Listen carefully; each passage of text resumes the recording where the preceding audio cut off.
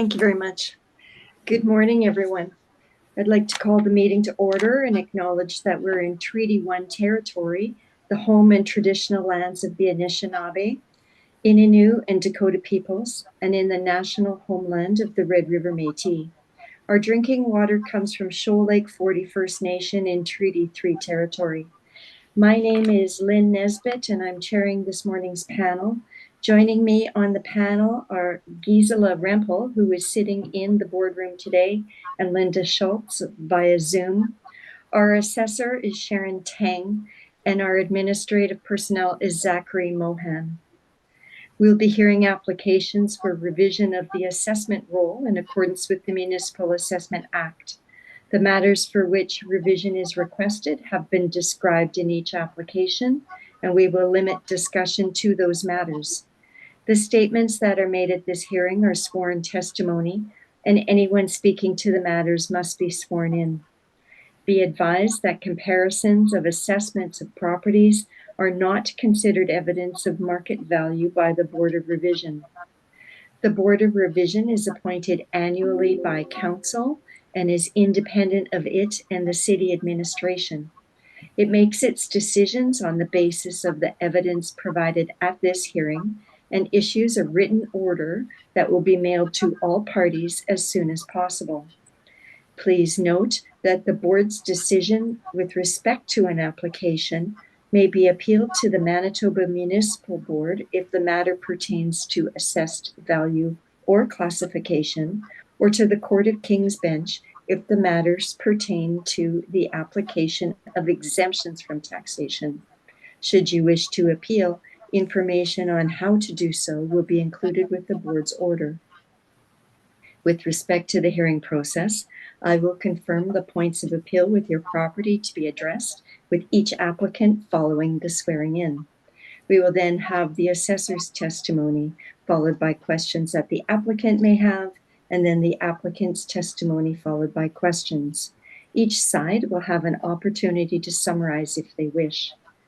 Once all of the evidence about an application has been brought forward, the applicant may leave. The process will repeat for each item on the docket today. The session will close after all the applications have been heard, and the Board will deliberate in private and make its decisions. You will receive the Board's decision by registered mail as soon as possible. As information, all public hearings are live streamed, recorded, and will be part of the public record. We will be hearing item 5, 6, and 7 on our docket today. Mr. Mohan, please affirm the assessor's and applicant's testimony. Thanks, Madam Chair. Madam Assessor, please state your full name. Sharon Tang. Do you affirm that the evidence you're about to give at this hearing is the truth, the whole truth, and nothing but the truth? I do. Thank you. And Mr. Applicant, please state your full name. Ashara Abbas. Do you affirm that the evidence you're about to give at this hearing is the truth, the whole truth, and nothing but the truth? I do. Thank you. Good morning, Ms. Tang and Mr. Abbas. Let's just start right in with our docket today with item number 5, file number 24-2273. This is 275 Colony Street. Mr. Abbas, this is an appeal of the assessment of the property or the value? Yes. Okay, thank you. All right, Ms. Tang, you may begin with your evidence, please. File number is 24-2273. Roll number is 1209151200. Address is 275 Colony Street. The assessed value for 2025 is $1,309,000. The building has 3 stories. It was built in 1910 with an effective year built of 1950. There are 18 suites and 5 outdoor parkings. Page 2 and 3 of my brief shows the subject property photos and locations. Page 5 shows the evaluation. So there are 18 one-bedrooms, and we use $734.64 for rent. And then we use a 3.6% vacancy, 54.64% expense ratio, and 5.3% cap rate, and that gives us $1,309,000. Page 6 shows the comparable rent and locations. The property is a Winnipeg housing property, so we're also showing the CMHC rent as well. The property is located in Region 1, so you can see the one bedrooms normally for the area is rented for $1,079, and the model rent is a lot lower compared to the CMHC information. Page 9 and 10 shows the cap rate studies. For the cap rate, we use 3 years historical income and expense information provided by the owner to stabilize the NOI and to calculate the net operating to calculate the cap rate for all the properties on page 10. And page 16 to page 18 is the income and expense information submitted by the owner. And that's my presentation. Thank you, Ms. Tang. Mr. Abbas, questions for Ms. Tang? Yes, Madam Chair, thank you. Ms. Tang, can you confirm that the value is model generated today? That's correct. And do you know if the model took into consideration that this is a social housing? I don't think so. We're treating these properties as regular apartment properties. Okay, next question. Can you confirm if the model uses effective age or the original age while generating the value of the property? It'll be effective year built. Okay. But would you agree that the foundational and structural age of the property is still from 1910? I agree.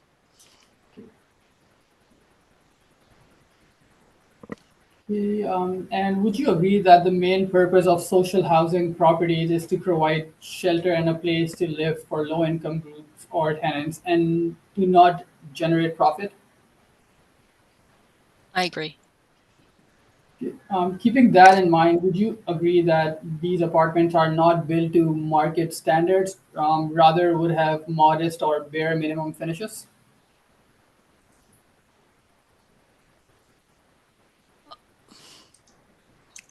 For the finishing, yes, but the structure itself will be meeting the marketing standard. Okay, yeah, the finishings I would say.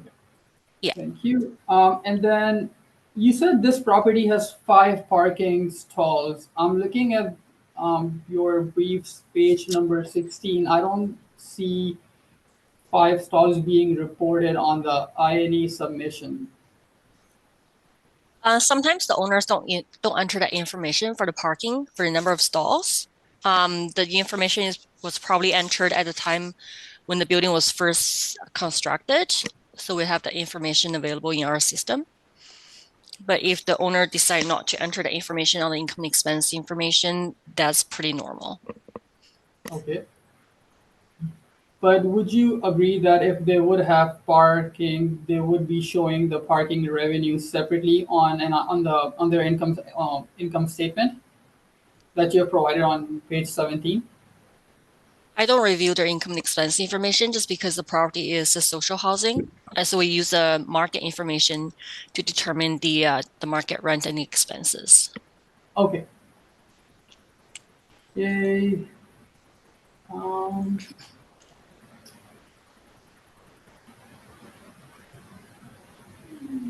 I'm just gonna go back to your page.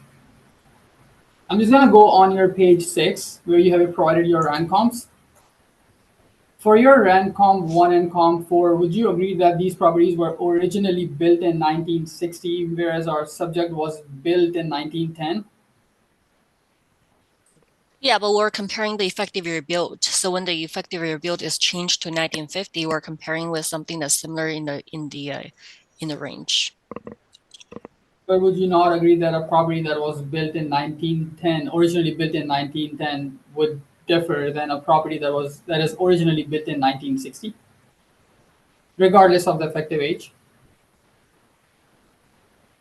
Do you have any data to show they're different?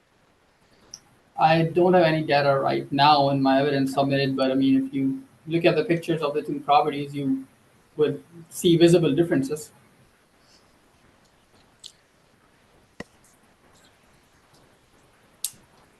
That's all my questions were, Madam Chair. Thank you. Thank you, Mr. Abbas. Ms. Rempel, questions for the assessor? I'm just wondering, what led to this property becoming a 1950 effective year built?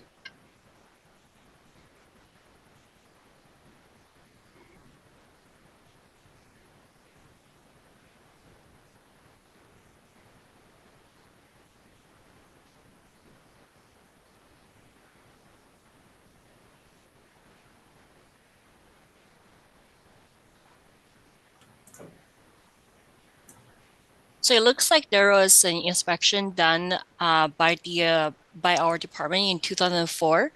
And at the time of the inspection, we noticed that the property was completely renovated. And it looks like it wasn't built for the Winnipeg housing. It was purchased, I think it looks like in 1980s. And then they did the renovation at the time of the purchase. And then we changed the effective year built at a time. So, I'm sorry, when did Winnipeg Housing purchase this property? It looks like it was purchased in 1980s. 1980s. So they're the ones who did the renovation. That is correct. Okay, thank you. That's all my questions. Thank you, Ms. Rempel. Ms. Schultz, questions for the assessor?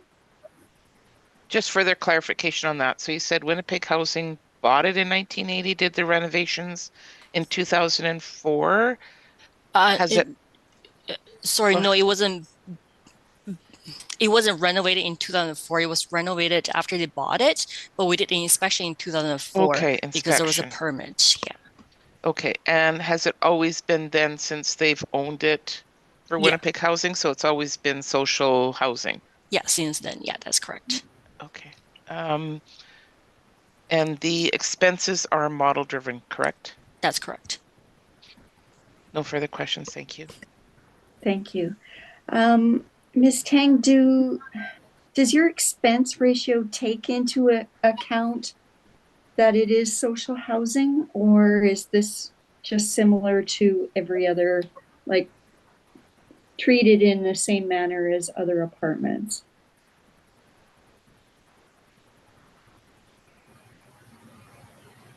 My understanding is it does take into consideration of the social housing. We do apply a below average or poor condition for social housing properties, which will have a higher expense ratio. But I guess the condition below average or the poor value of the expense ratio is generated by the model. What is a normal, I quote normal? I don't know if you even have the ability to answer that, but what is a normal range for expenses? My understanding is that the expense ratio will be about 40 to 50%. And that is for a good quality average type property? Yeah, for this, I guess the time frame for this kind of properties that is in 1950s. Okay. And have you been in this property yourself? No. Okay. So you would consider a 55%, 54, 55% ratio, expense ratio high? That's my understanding, yes. Okay. So where does the low quality condition that one would expect with social housing, I'm talking about low quality finishes, that sort of thing, minimal type finishes, where does it get reflected in the model? I guess it'll be the rent. So when you apply for the lower rent, either the below average condition or the poor condition, the rent itself will reflect will be changing. So it'd be, like I said, if you're looking at page 7 for the property is in zone 1. So the 1-bedroom apartment is normally rented for about $1,079 for the area, and the model is only assigned $734 for the property itself. So it does reflect the condition of the property and the fact it's a social housing. Okay, so it's only in the rent? You also said a little bit in the Higher for the expenses? expense, yeah, because when we change the condition to below average, it will change both the rent itself and the expense ratio. Okay, so the below average also, Increase the expense ratio. Yeah, okay, and it decreases the rent. that's correct. Yes. Okay, thank you for that explanation, Ms. Tang. Madam Chair, may Pardon I me? ask one more question Yes, at this point? Okay, thank you for that. Ms. Tang, would you agree that these social housing properties would have deferred maintenance applied to them? In what aspect? Um, I mean, deferred maintenance as in that, because these properties are not generating profits and are solely relying on government funding. So they would not be able to do regular maintenance and upkeep and would only be able to um, do the maintenances once the funds are generated and provided by the government. Um,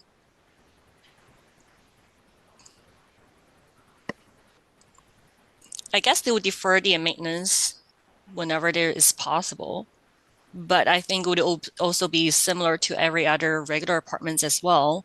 I mean, if you're just looking at a regular apartment, people are not going to be doing a renovation when a tenant moves out. Some properties does do that, but it's very normal and very common that majority of the places won't do a renovation when one person moves out or when one family moves out. Okay, thank you. thank you. And now, Ms. Rempel or Ms. Schultz, do you have any additional questions following Mr. Abbas's new question? No questions for me. Madam Chair, thank you. Thank you. Okay, then Mr. Abbas, we'll move on to your presentation, please. Thank you, Madam Chair. So if you turn to page 2, I have provided some of the facts of the property as well as our requested assessment of $857,000. On the same page, we note that this property was originally built in 1910, but has an effective age of 1950 assigned. So to keep in mind that the foundation and the structural age of the property is from 1910. Scrolling down on page 6, I have an aerial map view and then a Google map view of the location. And then on page 7, I have attached some exterior photos. The building features, if you look at the exterior photos on page 7, the building features a historic or vintage architectural style with brick cladding as a primary exterior finish and stone detailing around the entrance. There's a brief property description on page 8, but Ms. Tangor has already gone over it, so I will just skip it and request the board to please turn to page 14. Just bear with me, I'm scrolling to page 14.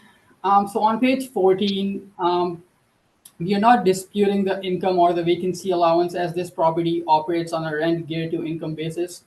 Therefore, the income achieved by the property is not deemed to be at market.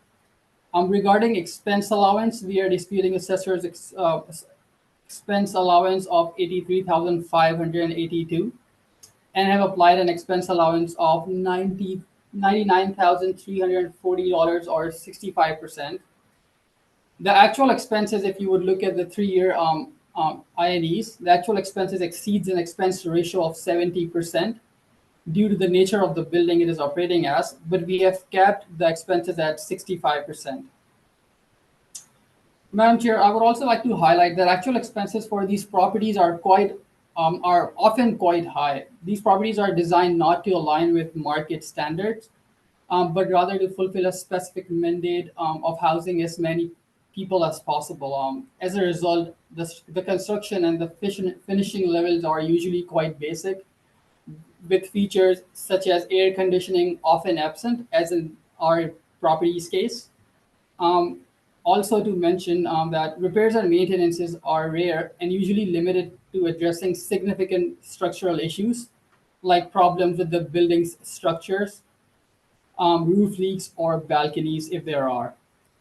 Routine enhancements or suite upgrades to higher standards are uncommon for such buildings, as improvements only occur when government funds are available.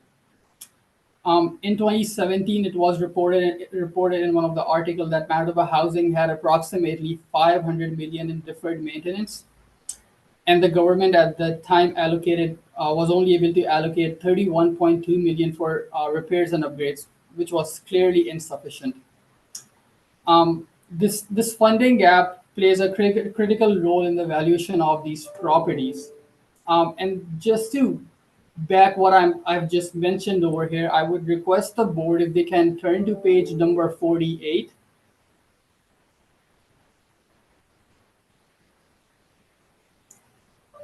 On page number 48. So if you will look at the first highlighted line,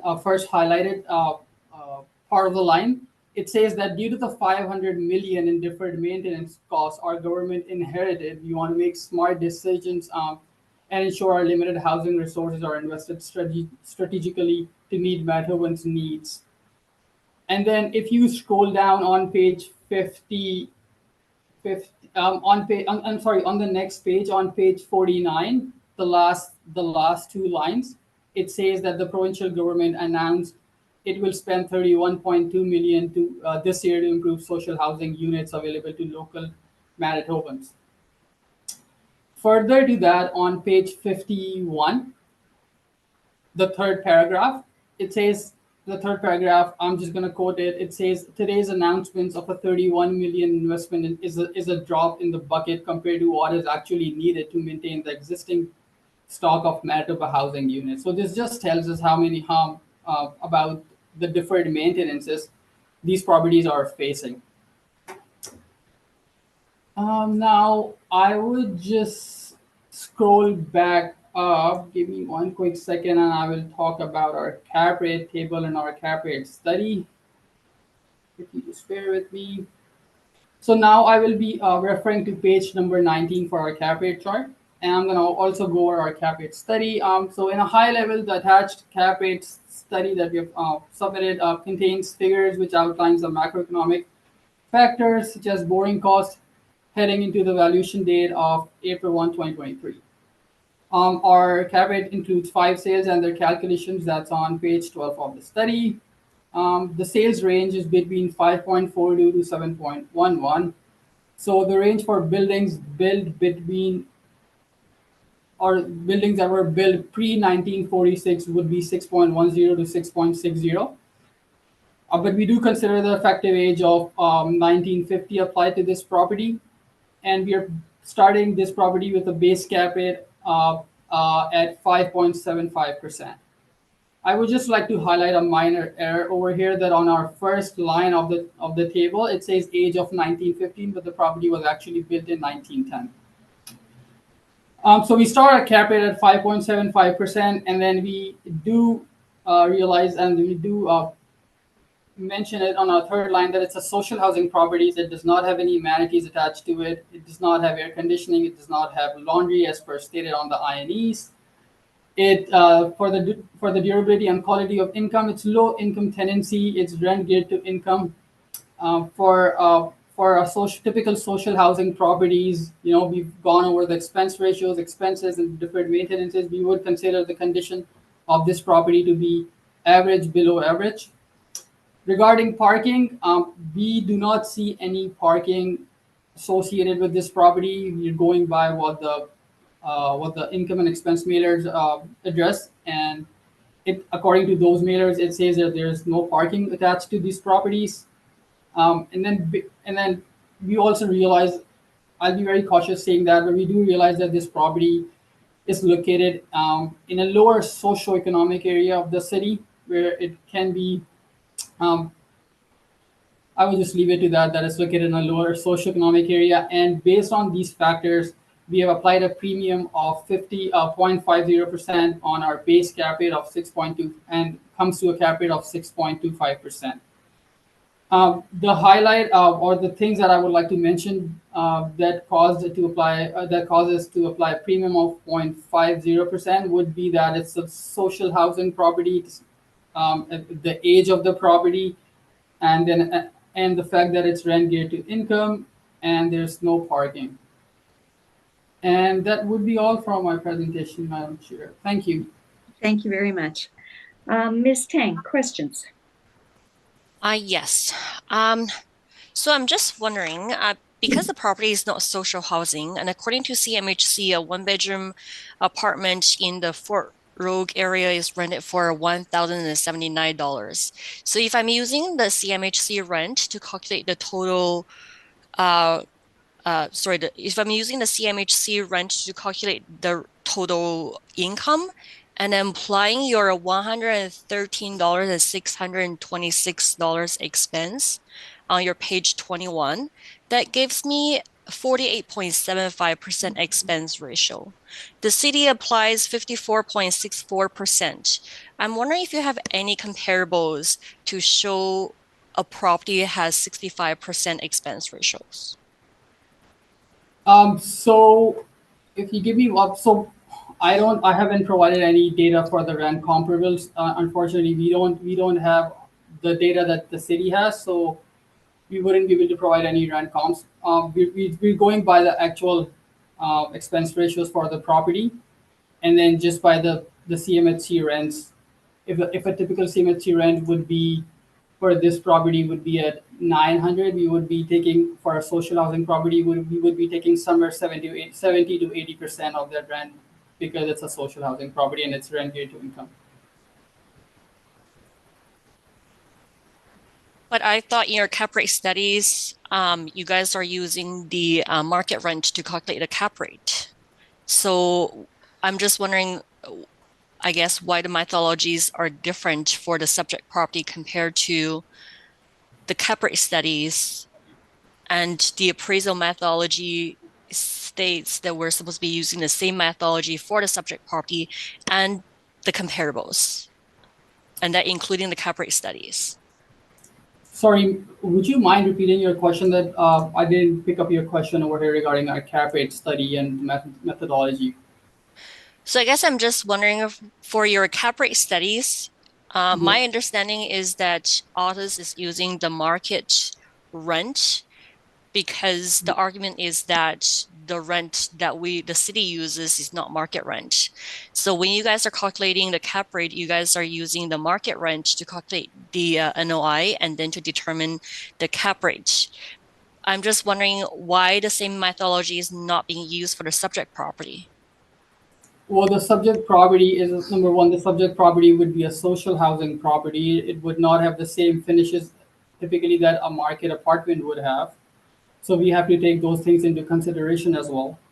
That's why we typically would be using CMHC rents for social housing properties, and we would be applying a 70%, 80% premium to not a premium, but a 70%, 80% of those CMHC rents to use for the social housing properties. Okay, no further questions. Thank you very much. Ms. Schultz, questions? Just one question to clarify. So you've got it, your expenses calculate at 65%. If I go to repairs and maintenance on page 21, you've got year 22 and 23 where you can see the repair and maintenance were a little, well, almost double what it was in 21. Is there anything in particular that happened that year, those couple of years? Because they did do some renovations back in 1980. So you're referring to page 22 and year 21. 2021. And 21, okay, sorry. Page 21, and you're looking at our repairs and maintenances for 22 and 23. Okay. What caused it to be so unusually high? Give me 1 second. I would look into it. There's a breakdown on page 22 for repairs and maintenance. Yeah. I'm just looking at that. Other than just painting, which is really not structural or No. and pest control.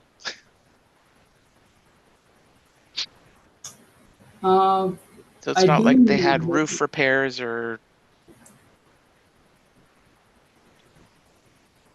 33, 34. Hmm. I would have to probably go back to their ledgers and see what exactly Okay. happened. I wouldn't Right. have it on top of my head. Yeah. Well, that would What? cause though your expenses to your averages to go up if you stabilize them over the 3 years. Is that correct? Yes, but then Yeah. if you would look at, if you would add up all the expenses that we have stabilized, like the averages, it would go over the 65% was going, I think, over around 70%. But typically, for if it's a social housing property, we would cap the expenses at 65%. Okay. So, So like you'd if you cap it look at at the 60. so if you look at the average line, it would give us a total of 113,000 Okay. just for like the expenses, and we'll cap it at 65% at 99,000. Okay. No further questions. Thank you. Thank you very much. Ms. Rempel, questions? I'm wondering if you had the opportunity to visit this property at all. No, no, I was unfortunately not able to visit this property. I'm wondering, about the parking. Indicate there is no parking, and the assessor indicates there is parking of 5 spots, and I'm just wondering how you determine that there is no parking at the building. So I am referring to the income and expense mailer that these guys that they have provided. Usually they would put they will check the box that there is parking, and how many parking spots are there for this income and expense mailer that has been provided to us. It does not check that there is a parking. So I'm going by the fact of what they have provided, and it's on page 26, by the way, on my brief. And then on page 27 of the brief, they've also not reported any sort of parking revenue or anything over there. So that made us decide that there is no parking. Um, the second thing was that typically for a property built in 1910, which is, if my memory serves me correct, it's a pre World War One era or around the World War One era. Usually, parkings would not be very common to have with buildings built at that time. Thank you. That's all my questions. Thank you. Thank you. I have a question about your expense ratio, please, that you use on page 21. Yes. Why did you cap at 65%? Why not 60%, 55%? Can you explain So this why? is, yeah, no, that's a fair question. This is how do I explain? So basically, our this is like our office practices. We look at the total expenses, the total dollar value of the expenses happen throughout the year for these social housing properties, by looking at their INEs. So that it's a decision that was taken in within our office that, for social housing properties, if these expenses are exceeding 120,000 or 130,000, or so we would be capping that at 65%. Also, another reason I've kept these expenses at 65% is by looking at the age of the property. It's significantly 100 years older, and it's operating as a social housing, so it would definitely have some sort of deferred maintenances below average condition. Unfortunately, I was not able to visit the property, so I do not have the pictures of the interior of the property. But keeping all those things in factors, we believe that a 65% cap for a social housing property built in 1910 with an effective age of 1950 would be fair. Okay, you said it was an office practice to cap at 65%. I would typically say that social housing properties that are being done by me, that I've been dealing with social housing properties, I would be capping them mostly at 65%. But again, there are various factors that would be involved when you're capping these expenses. The build of the year build of the property, the condition of the property, whether the property would be operating as a social housing or a normal typical market apartment. So all these factors would come in play. There's no one size fits all kind of thing for these kind of properties. They do tend to get complicated at times. So yeah, that would be my answer for that. Okay. I just wanted to just quickly touch on. Now you start on page 19. Your effective year built, you use the effective year of 1950, right? To get to your, as your base. Base, yes. Now, 1950 as a base, yes. 5.7. And then a 0.5 premium because of the site specific. Because of the site specifics that we have taken into consideration for this property, yes. The major ones that I would have considered would be the fact that it's a social housing property, it does not have any amenities, it's a rent geared to income. And the condition which I'm speaking to it, that it's an average to below average, which normally which a typical social housing property would be. Okay, under location and external factors, you've said legislature. What does that mean? I think so. I think when I said legislature, I meant that it's in the neighborhood of legislature. I think I see. yes. Okay. The legislative building. Okay. Okay. Okay, I have no additional questions. Is there rebuttal evidence, Mr. Abbas? Madam Chair, yes, we have provided the rebuttal evidence. Okay, give us a minute to get that rebuttal, please. And Thank Ms. you. Tang, do you also have rebuttal evidence? I don't believe so. Okay, so we'll just take a And minute. for Yes. sure, Madam Chair, can I request you to apply the cap rate study and our rebuttal throughout for the docket throughout? Yes, of course. Thank you for stating that. All right, just give us a minute then and we'll get to your rebuttal. And of course, my machine has frozen. But I'm pretty sure I know the rebuttal. So, do we have it yet, Zach? Just a moment, please. Okay.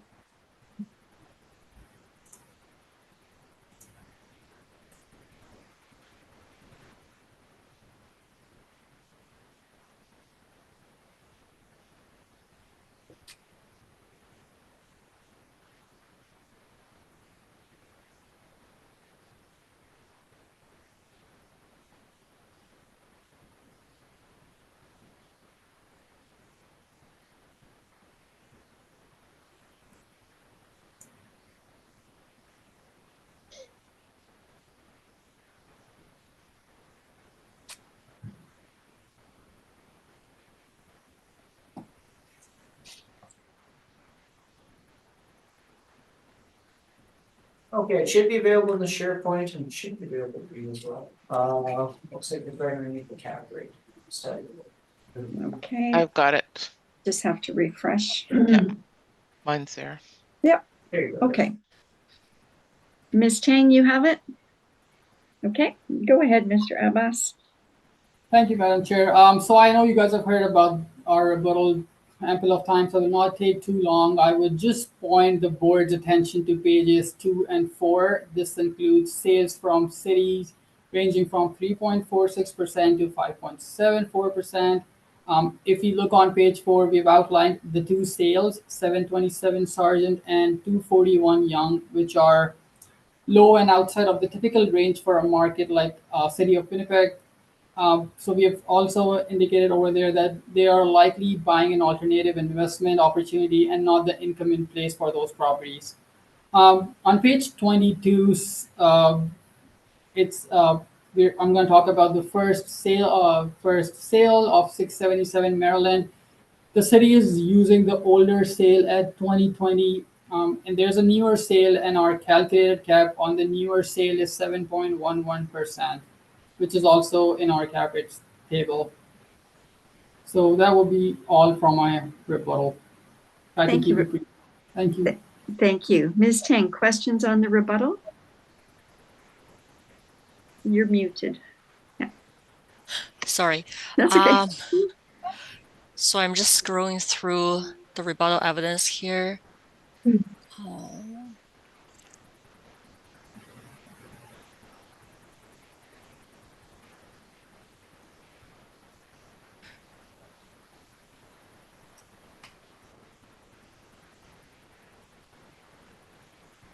So I'm just scrolling down a couple of the calculation, the spreadsheets that you guys have.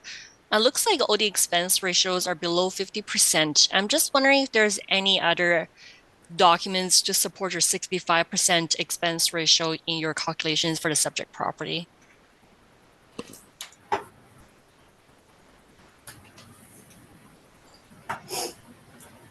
Is that what was that a question directly to my rebuttal?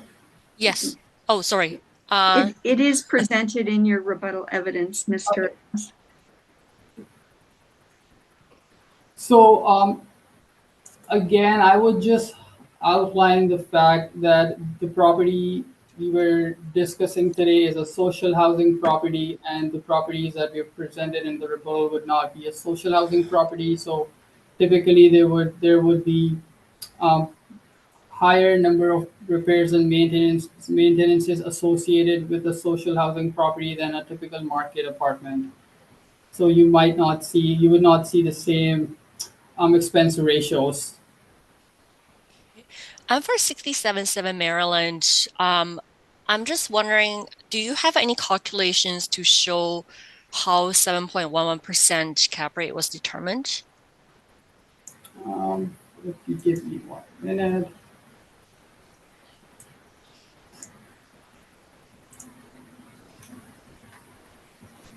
Just bear with me. Just give me 1 moment.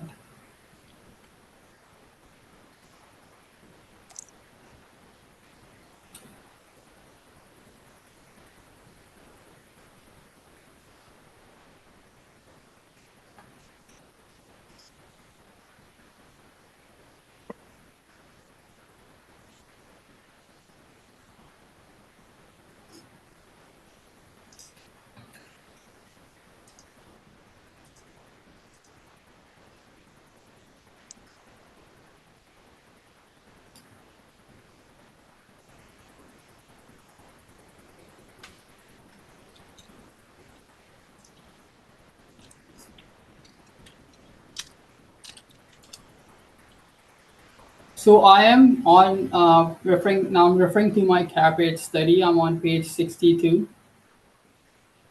Page number 62 would outline how we have calculated the cap rate of 7.11% on 677 Maryland.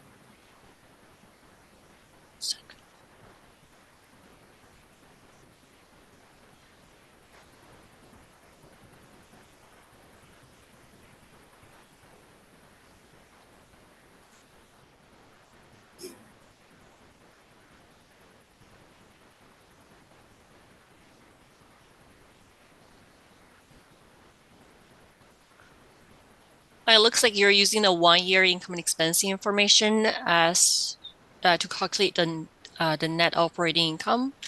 Is that accurate to say?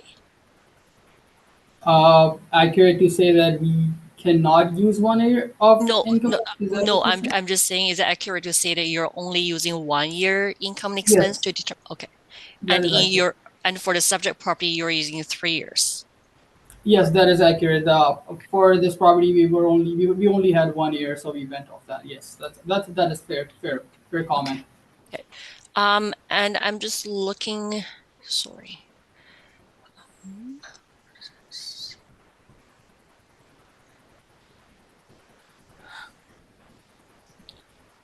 And on your rebuttal evidence on page 22, it also says 700 St. Mary's Road.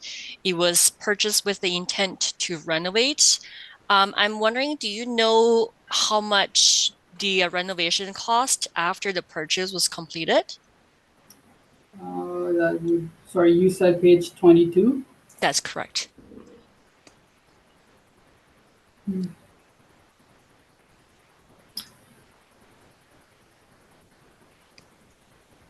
Are you referring to my cap rate study when you say page Rebuttal 22? evidence. Rebuttal evidence. Yeah.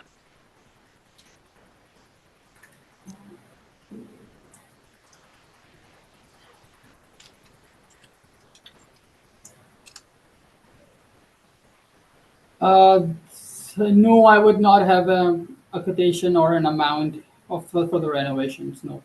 Okay. No further questions. Thank you, Ms. Chang. Ms. Rempel, questions on the rebuttal evidence? Questions, thank you. Ms. Schultz? No questions, thank you. Thank you, and I have no questions either. Ms. Tang, you indicated you do not have rebuttal evidence? No, I don't. Okay. Then would you like to do a summation for this item? No, thank you. Mr. Abbas, summation? Thank you, Madam Chair. I'm good. Thank you. All right, then that will conclude item number 5.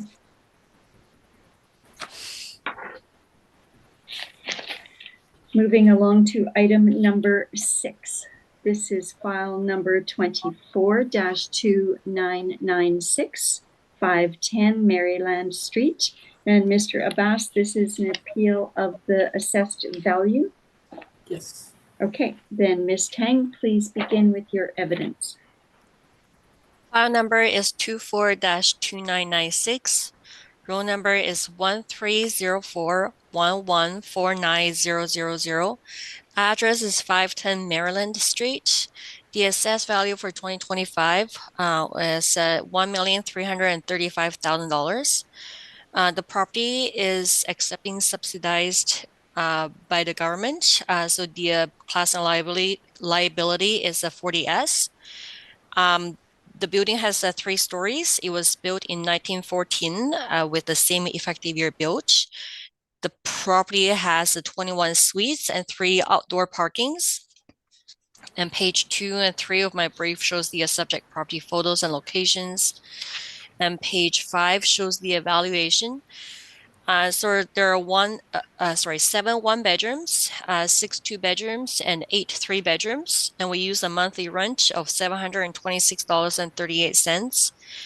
Then we use a 3.6% vacancy, 59.89% expense ratio, and 5.3% cap rate, and that gives us $1,335,000.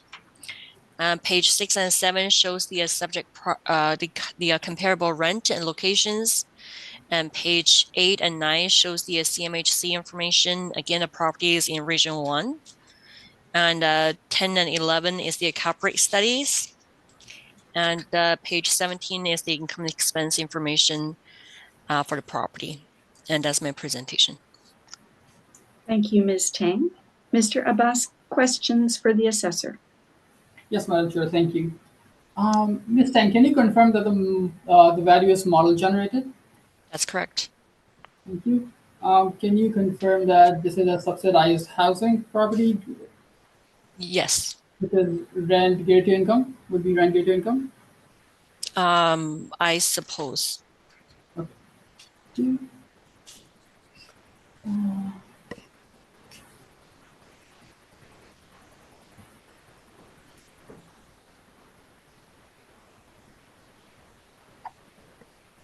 I just have one more question. That would be regarding the parking stalls.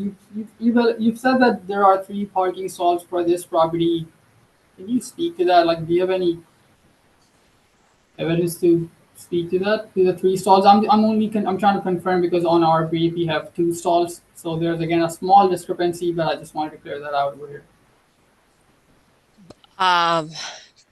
I guess when we inspect the property, at the time the property was being built, there are 3 parking stalls. So we have that in the record, but I don't have any other information. Okay, perfect.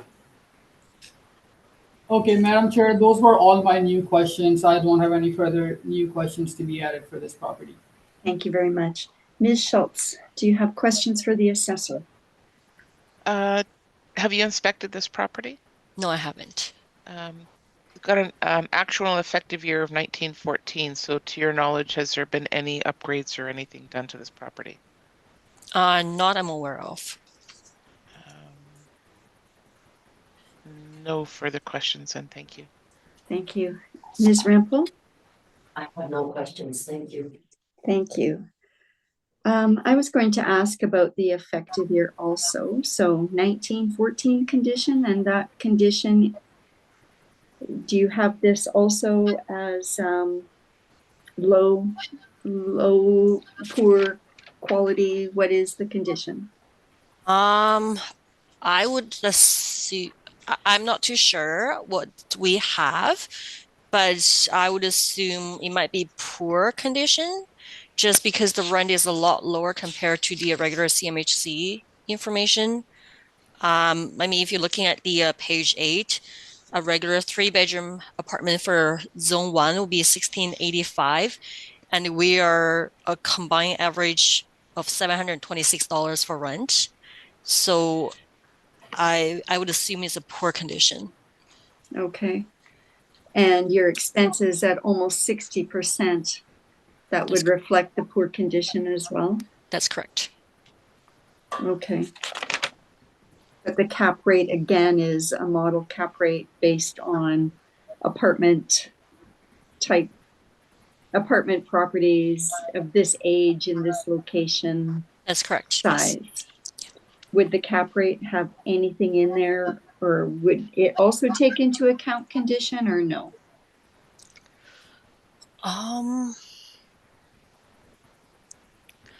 My understanding is no. I think the rent and the expense ratio itself has already reflected the condition of the property. So when we're looking at the cap rate, we would just be looking at it as a regular apartment. Otherwise, if we're adjusting both, it would be considered as double dipping. Then we won't be adjusting both. Okay, thank you, Ms. Chang. Mr. Abbas. Thank you, Madam Chair. If you turn to page 2, again, I provided some facts of the property as well. Our requested assessment of $1,800,000 for this property, and we would like to highlight that this property was built in 1914 and is still in its original age. There is no effective age assigned for this property. Further, if you would scroll down to page 6, you would see there I have provided some aerial view of the property and a Google map of the property. And then on page 7, there's an exterior photo that I've provided for this property, which is similar to the first property that we were discussing. This property is, just give me 1 second. This property also features, a historic architectural style brick cladding as the primary exterior finish with stone detailing around the entrance. Further, I would like the board to please scroll down to page 13 of our brief. The subject property is best described as social housing. It operates on a rent geared to income basis. Therefore, the income achieved by the property is not deemed at market. We're not disputing the assessor's market gross rents, neither the vacancy allowances. We do dispute the expense allowance that is applied by the assessment department. For the purpose of this report, we have applied expense allowances of $110,926 or 62.9% of the effective gross income based on a 3-year stabilization of the expenses. Now I would just refer the board to please move down to page 18 where I provided our cap rate analysis. So for the age of this property built in 1914 and do not have any effective age on it, our base cap rate would put this in our first range which would be pre-1946. So our base cap rate for this property was 6%. And then due to various factors that we've already discussed, that this property is a social housing, it does not have any amenities, it's rent geared to income, it has low income tenancy.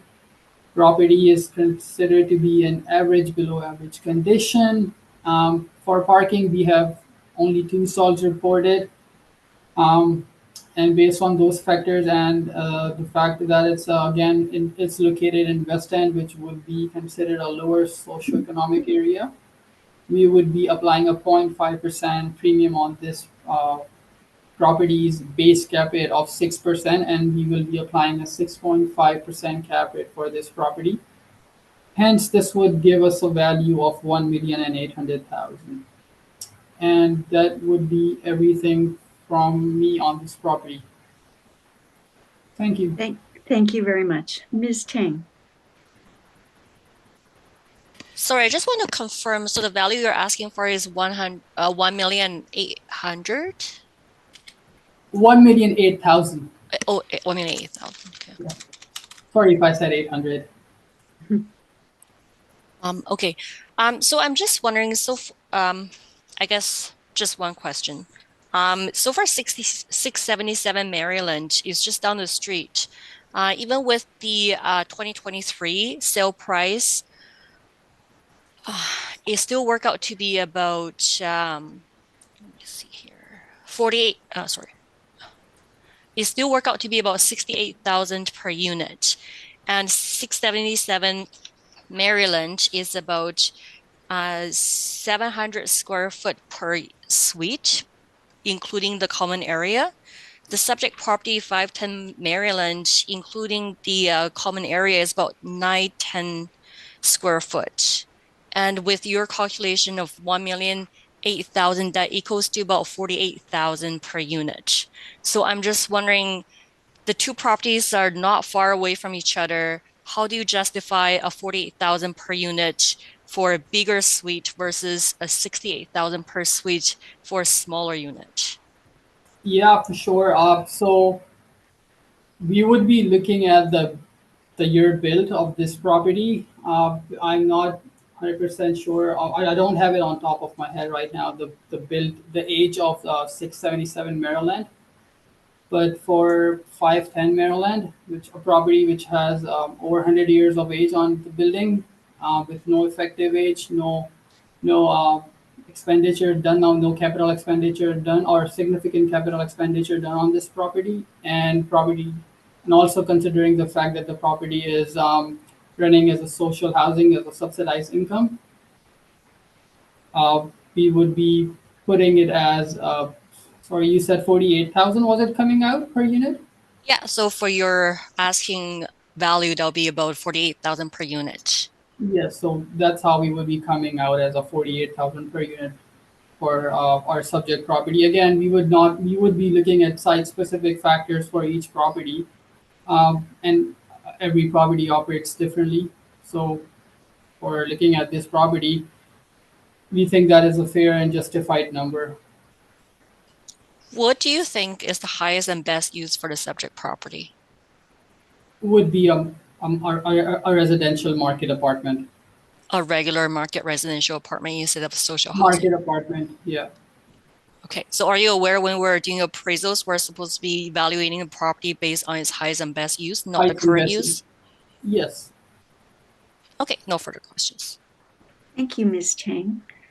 Ms. Rempel, questions for Mr. Abbas? I have no questions at this time. Thank you. Thank you. Ms. Schultz? No questions at this time, thank you. Okay. Mr. Abbas, the assessor indicated with questions to her that increasing the cap rate to reflect social housing after the rent has already been decreased and the expenses have been increased would be double dipping. Do you have any comments about that?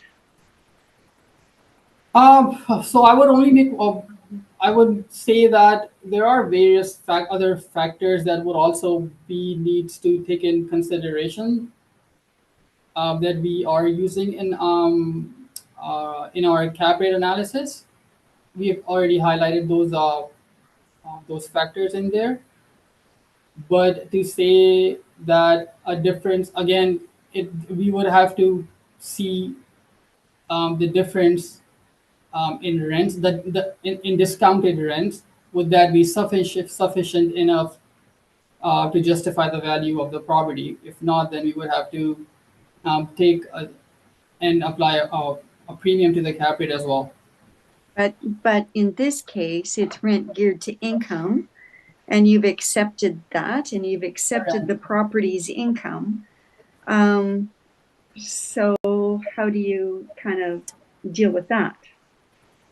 So yes, we have accepted our the income that is applied by the assessment department, and then when we adjust our cap rate, the things that we have taken into consideration are not only that it's a low income or rent geared to income, but the age of the property, that it is operating as a social housing. It's in a lower socioeconomic area. So there are various different factors that we have included, if that makes sense. Yeah, I'm trying to I'm trying to wrap my brain around it. You think it's simple when you start with these things and then you realize how complicated they are, right? Definitely. Okay, your base cap rate is 6.1 to 6.6 based on your table. Yes. And so I'm assuming you use the lower end of 6.1 and your premium gets you to 6.5. So it's not exactly a 0.5 premium, it's a 0.4 premium. It would be a point 0.4 premium. I I think there was a math error. Instead of looking at 6.1, I think I was looking it as 6 and not a 6.1. Yeah, okay. Now, do social housing properties often trade on the market? They would trade on the market. Yeah, there is a recent property that was traded in open market, which is 185 Smith Street. We do have provided um, the article of it on our brief submission as well. Okay, So and when was that? I can look into it if you just give me one quick second. Sure, thank you.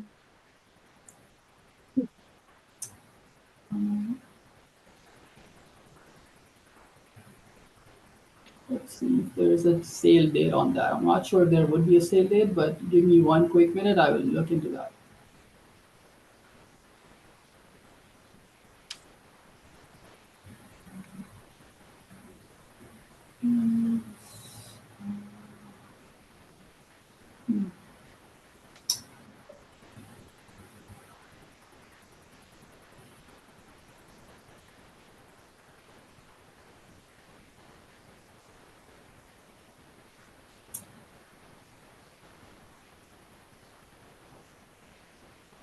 Madam Chair, I don't see a sale date on that, or I cannot find it, but it would be after 2017. So I'm not sure if that would be considered recent or no, but it would be post 2017. Okay, thank you. That I can tell you by the article that I'm looking at on page 40 of my brief. Okay. I guess one last question is about its effective age, 1914.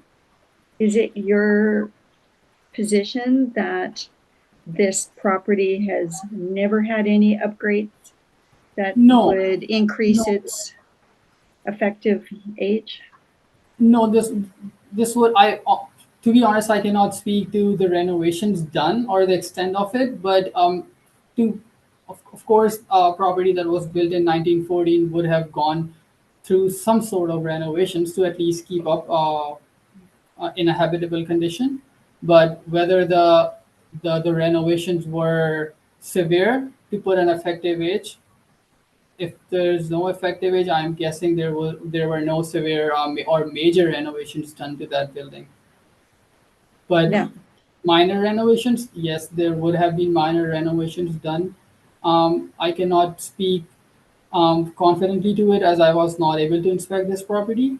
But from our experience, I'm saying there would be some sort of renovations done to keep the Okay. property in a habitable condition. And is it your practice just to accept what effective age the city has put on the property?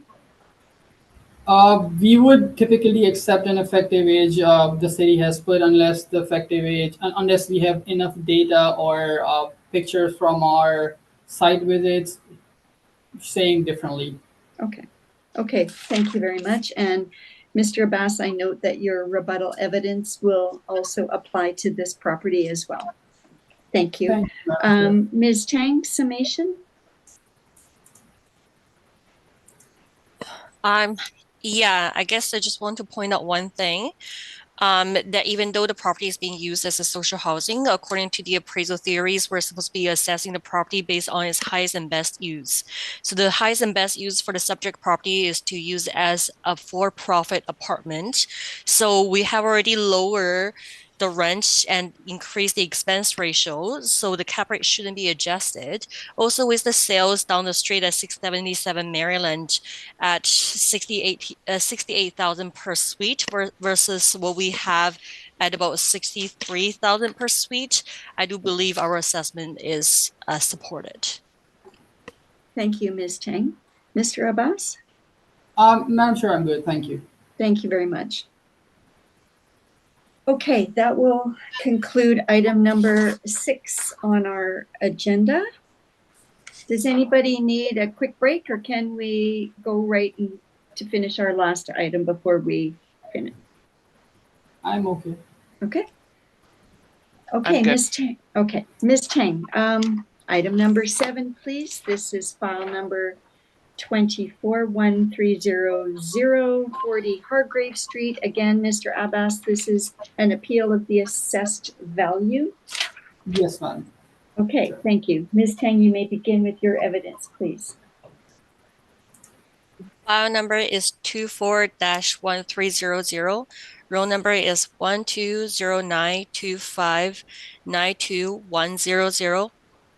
Address is 40 Hargrave Street. The assessed value for 2025 is $1,336,000. The building has 2 stories. It was built in 1961 with an effective year built of 1961 as well. There are 16 suites and 12 outdoor parkings. Page 2 and 3 of my brief shows the subject property photos and locations.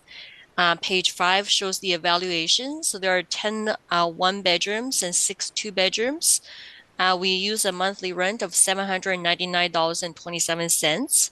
Then we use a 4.3% vacancy, 54.97% expense ratio, and 4.95% cap rate. And that gives us $1,336,000. And page 6 and 7 shows the comparable rent and locations. And page 15 and 16 shows the income and expense information. And that's my presentation. Thank you, Ms. Tang. Mr. Abbas, questions? Madam Chair, I would just have one quick question. Ms. Tang, can you confirm if the value was generated or was model generated? That's correct. So if you're looking at page 60, so the last page of my brief, it shows the NOI of 67,000, and our model NOI is about 66,000. So it's pretty close to the actual. Okay, those were all my questions, Madam Chair. Thank you very much. Ms. Rempel, questions? I have no questions. Thank you, Madam Chair. Thank you. Ms. Schultz? No questions, thank you. Ms. Tang, you use a cap rate of 4.95, which is, I don't want to say aggressive because I don't know. Could you please explain that cap rate? How does it fit with your page, your page 8 and the broker's caps, please?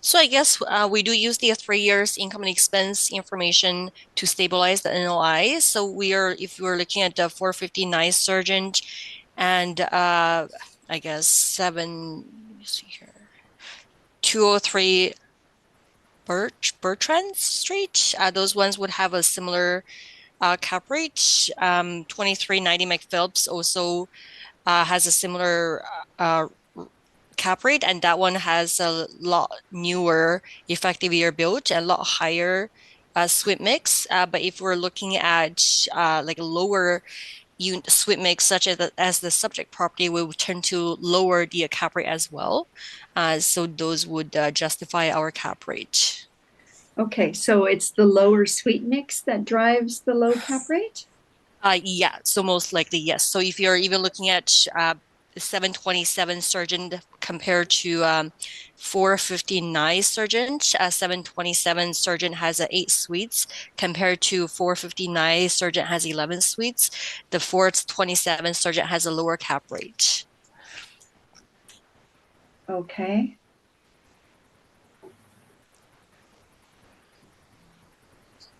So you would say that, I know that these are just samples of sales and not meant necessarily to be comparable, but there must be some that are fairly comparable. You would say 727 Sargent?